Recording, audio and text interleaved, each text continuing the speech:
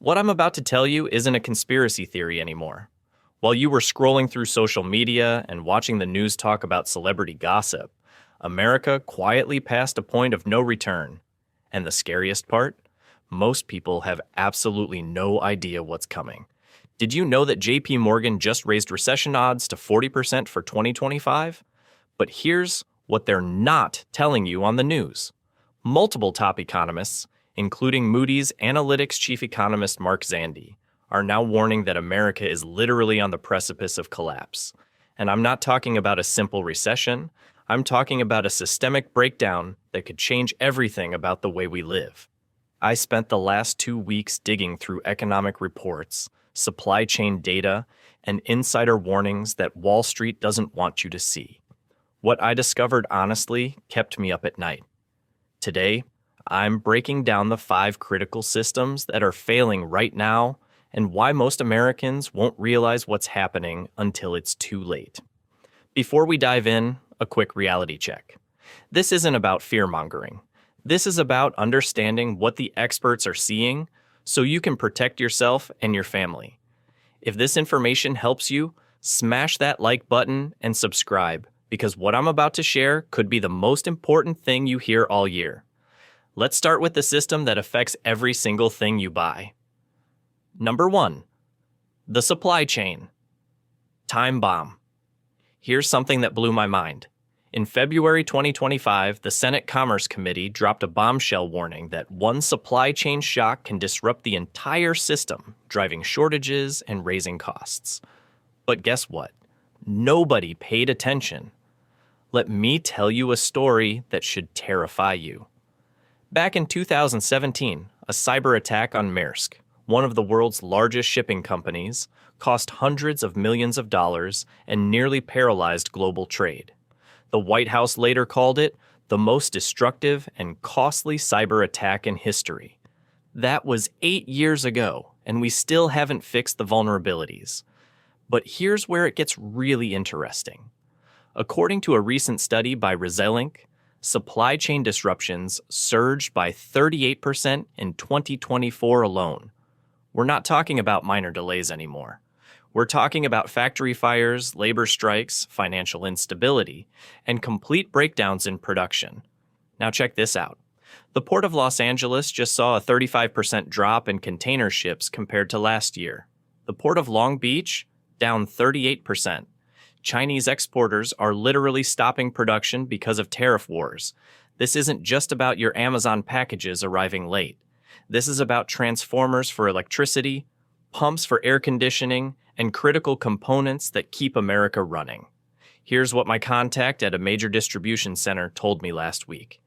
They're already implementing limits on certain products because their warehouse is getting depleted. This information hasn't even gone public yet. The window to prepare is closing faster than most people realize. And remember Hurricane Helene? That storm hit a tiny quartz mine in Spruce Pine, North Carolina. You probably never heard of it. But that one mine supplies materials for global semiconductor manufacturing.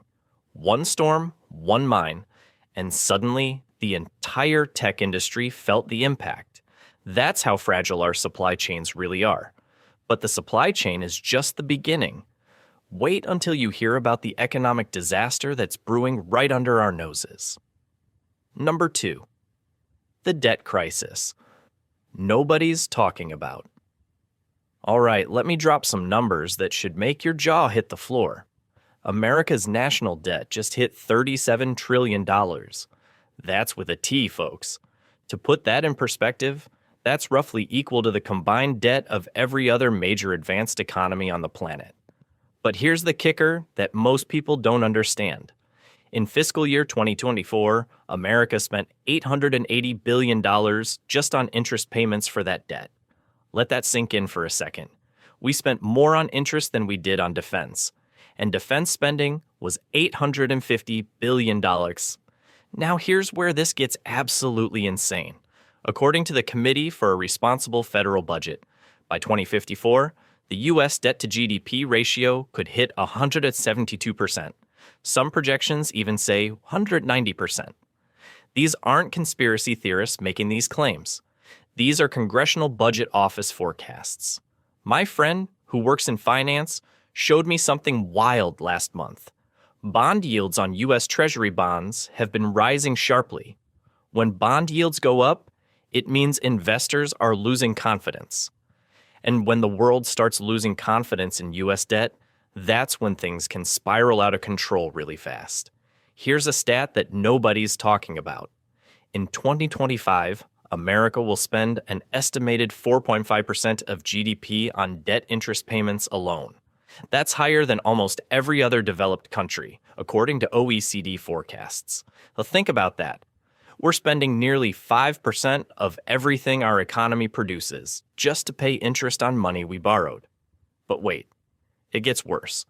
All three major credit rating agencies have already downgraded U.S. debt. When was the last time you heard that on the news? This is the financial equivalent of someone checking your credit score and saying, yeah, we're not sure you can pay this back anymore. I recently talked to an economist who put it bluntly. With budget deficits projected to hit 9% of GDP combined with rising interest rates and political uncertainty, we're looking at a perfect storm.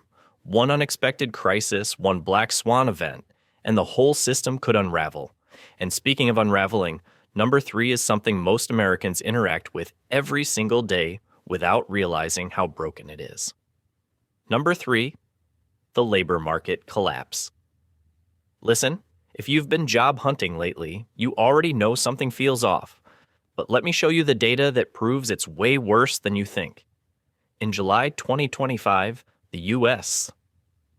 economy added just 73,000 jobs. Sounds okay, right? Wrong. Here's what they didn't tell you. The Bureau of Labor Statistics revised their May and June estimates down by a combined 258,000 jobs. Let me repeat that. Almost 260,000 jobs that they said existed actually never existed. But here's the really scary part. According to economists at J.P. Morgan, hiring in the private sector has cooled to just 52,000 jobs per month over the last 3 months. And get this, sectors outside health and education have basically stalled completely. Now let me share something that Moody's analytics chief economist Mark Zandi said recently. He called this an economy-wide hiring freeze, particularly for recent graduates. Think about that. An entire generation entering the workforce is hitting a brick wall. Here's what most people don't realize. The unemployment rate looks low at 4.2%, but that's misleading. The foreign-born workforce has plunged by 1.2 million workers in just 6 months due to immigration crackdowns. The labor force has literally shrunk. When fewer people are working or looking for work, the unemployment rate stays artificially low. My neighbor's son just graduated from college with an engineering degree. He sent out 200 applications, got 3 interviews, 0 offers. This is what's happening across America right now, and the media is barely covering it. J.P. Morgan put it perfectly in their report. They said, "A slide in labor demand of this magnitude is a recession warning signal. Firms normally maintain hiring gains through growth downshifts they perceive as transitory." Translation: when companies stop hiring like this, it usually means they know something bad is coming. And here's the part that connects to everything else. DOGE, under Elon Musk's directive, is planning workforce reductions in government that could amount to the largest single layoff event in U.S. history. We're talking potentially up to 1 million people. Think about the ripple effects of that. But the job market crisis pales in comparison to number 4, which is affecting your wallet right now. Number 4, the inflation trap. All right, let's talk about the elephant in the room. Inflation. But not the kind of inflation you're hearing about on CNBC. I'm talking about the real cost increases that are quietly destroying American households. The Federal Reserve's preferred inflation measure, core PCE, was up 2.8% year over year in June 2025. That's still way above their 2% target. But here's what makes this terrifying. Tariffs are about to make this so much worse. Listen to this. According to J.P. Morgan's estimates, with a 39% tariff on China and 10% everywhere else, plus sector-specific tariffs, the effective tariff rate is now 13.4%. That translates to a $430 billion tax hike on U.S. households and businesses. That's 1.4% of GDP, folks. Now, here's where it gets really interesting. The Institute of Grocery Distribution is predicting food price inflation will increase by nearly 5% in 2025. That's on top of the 40% increase we've already seen over the past 5 years. Let me put this in perspective. A family that spent $600 a month on groceries 5 years ago is now spending over $800. And that's about to jump to $850 or more. But wait, there's more.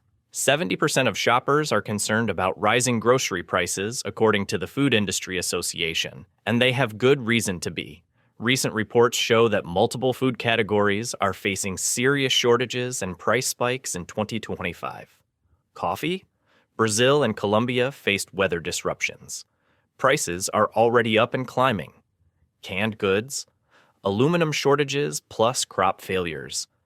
Baby formula? Still hanging by a thread since the 2022 crisis. Fresh produce? Climate change and immigration policies are creating a labor shortage on farms. My local grocery store manager, whom I've known for years, pulled me aside last week. He showed me their inventory system. Order fulfillment rates are dropping week after week. Items that were always in stock are now showing limited availability warnings. Here's a stat that should wake everyone up. A recent Fox News poll showed 76% of Americans have a negative view of the economy, up from 67% in July. And here's the kicker. Only 15% said Trump's policies are helping their financial situation, while 46% said they're hurting. Companies like Home Depot, Target, Chipotle, and Coca-Cola are all saying the same thing. American households making under $100,000 are struggling and pulling back on spending. This isn't just about perception anymore. This is real behavior change. But as bad as all of that sounds, number 5 is what really keeps me up at night.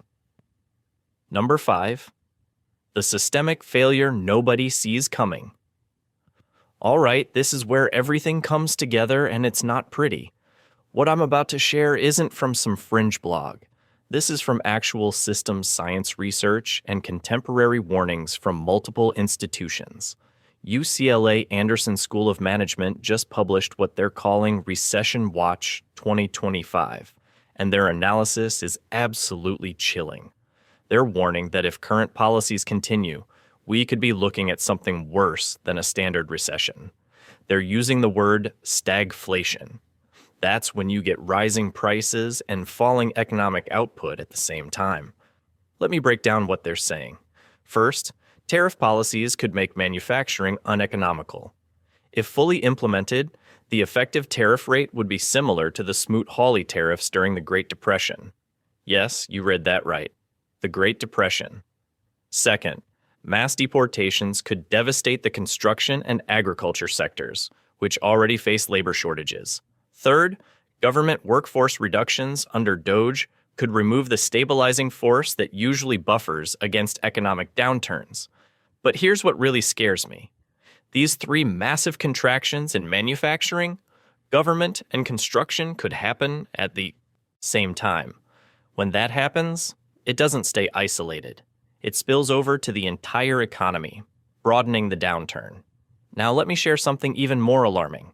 Updated analysis of the famous Limits to Growth study shows that we're closely aligned with predictions of overshoot and collapse. The World 3 model projects that key indicators, including industrial output, food production, and population growth, will peak and begin a steep decline between the mid-2020s and early 2030s. That's right now, folks. Here's what Moody's analytics economist Mark Zandi said recently, and I quote, "The economy is on the precipice of recession." He pointed to weakening labor markets, flat consumer spending, and shrinking construction and manufacturing sectors. But wait, there's a phenomenon that historically signals collapse, and it's happening right now. It's called elite defection. That's when people with the most to lose from instability start hedging their bets or abandoning the status quo. Agricultural lenders are tightening credit. Former administration allies expressing concerns publicly. When the elite lose confidence, systems can unravel with startling speed. I just saw a report about supply chain vulnerabilities from the Senate that's been sitting held at the desk in the House since June.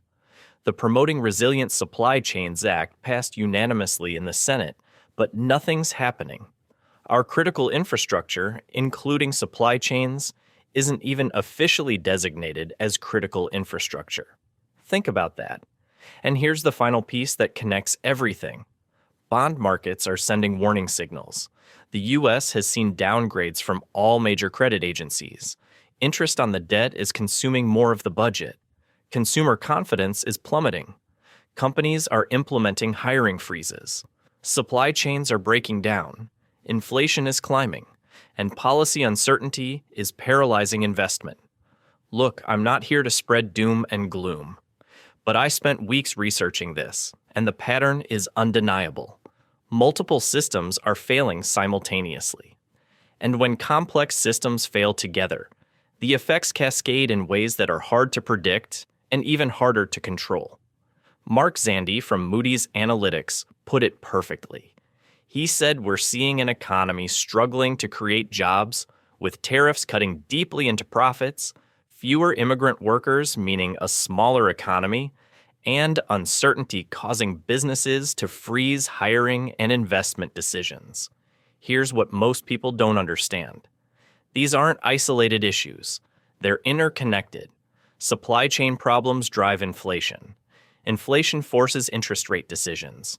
Higher rates increase debt servicing costs. Rising debt causes credit downgrades. Credit downgrades reduce confidence. Reduced confidence slows investment. Slower investment means fewer jobs. Fewer jobs mean less consumer spending. Less spending causes businesses to cut back more. And the cycle continues. My friend, this isn't about being a prepper or a pessimist. This is about being informed. The experts are sounding alarms. The data is flashing red. Multiple institutions are publishing warnings. So what can you do? First, understand the risks. You're way ahead of most people just by watching this video. Second, diversify. Don't keep all your eggs in one basket financially. Third, build up essential supplies. Not panic buying, just smart preparation. Fourth, stay informed. These situations develop over months, not days. The Congressional Budget Office, J.P. Morgan, Moody's Analytics, UCLA Anderson School of Management, Senate Commerce Committee. These aren't conspiracy theorists. These are the most respected institutions in economics and finance, and they're all saying versions of the same thing. America is being set up for a collapse that most people aren't prepared for because they're not even aware it's happening. The question isn't if things will get difficult. The question is how difficult it is, and are you ready? If this video opened your eyes, hit that like button right now and subscribe. Drop a comment telling me which of these 5 warning signs concerned you the most. And share this with someone who needs to see it, because the mainstream media isn't covering this the way they should. Next week, I'm diving into the specific steps you can take to protect yourself financially and prepare your household for economic disruption. You don't want to miss that one. Remember, folks, knowledge is power, but only if you act on it. Stay aware, stay prepared, and I'll see you in the next video.